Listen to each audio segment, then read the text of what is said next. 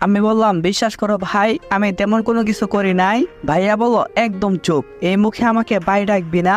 ভাইয়া আমার কোনো কথাই শুনছে না, আমাকে ভীষণ মারছে।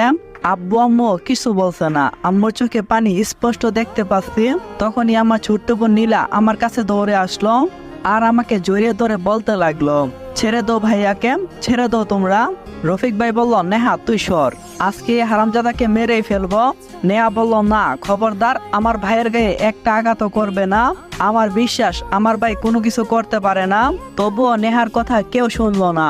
আম্মু এসে নেহাকে নিয়ে গেল।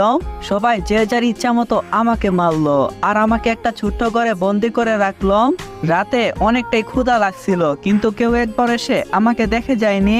ঘন্টা খানেক পরে নেহা হাতে খাবার নিয়ে উপস্থিত হলো। নেহাকে দেখে বলতে লাগলাম, বোন আসছিস? আমার না অনেক খিদা লেগেছে। নেহা বলল, দেখো ভাইয়া, তোমার জন্য আমি কত খাবার নিয়ে আসছি, আসো আমি তোমাকে নিজ হাতে খাবার খাইয়ে দেই। তারপর নেহা আমাকে নিজ হাতে খাবার খাইয়ে দিল। খাবার খাওয়ার শেষে আমি নেহাকে বললাম, নেহা আমি এখান থেকে চলে যাব। নেহা বলল, এত রাতে কোথায় যাবে? আমি বললাম, জানি না, যেদিকে দুই চোখ যায় সেদিকেই যাব। নেহা বলল, প্লিজ ভাইয়া, আমি তোমাকে ছাড়া এখানে থাকতে পারবো না, আমাকে তোমার সাথে নিয়ে যাও। আমি বললাম, নেহা বোন এমন করিস না, আমি যদি এখানে থাকি তাহলে ওই বজ্জাত মেয়েকে আমার বিয়ে করতে হবে, যা আমি বেঁচে থাকতে করতে পারবো না।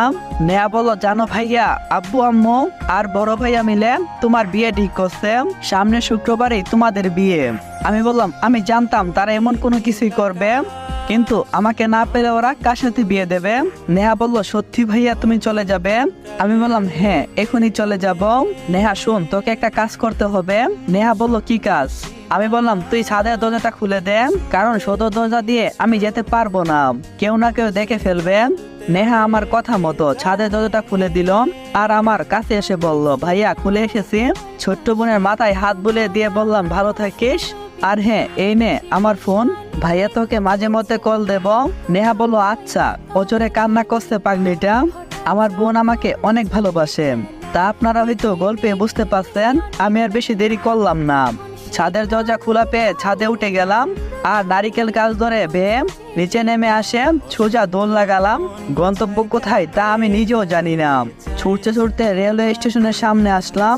মনে মনে প্ল্যান করলাম যে ট্রেনের টিকিট কেটে চলে যাব দূর অজানায়। পকেটে হাত দিয়ে দেখি মানি ব্যাগটা আনতে ভুলে গেছি।